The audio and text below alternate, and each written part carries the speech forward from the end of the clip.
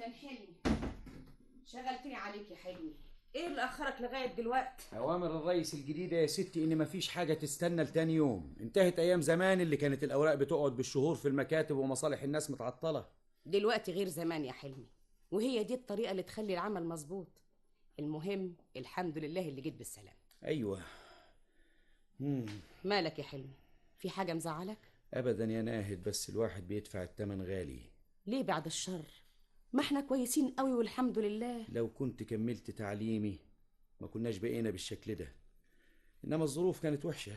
احنا احسن من غيرنا كتير والحمد لله، اسمتنا كده وحاجه كويسه قوي. مصاريفنا كتير يا ناهد، والولاد طلباتهم كتير ما بتخلصش.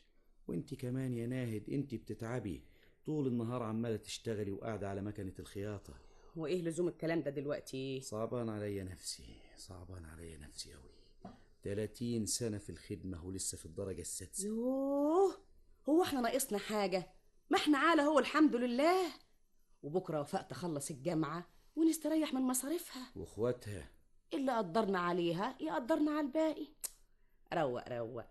يلا بقى اقلع هدومك وانا احضر لك الاكل. ايوه والله فكرتيني بالاكل. تصوري انا لغايه دلوقتي ما فطرتش.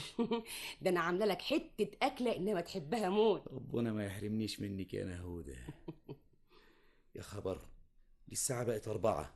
اوام يا ناهد قبل ما حد يجي من الزباين. حاضر حاضر حاضر. شوفي مين يا حليمه. حاضر يا أبلة ناهد. الست ناهد موجوده؟ أيوة يا فندم، اتفضلي. مين يا حليمه اللي جه؟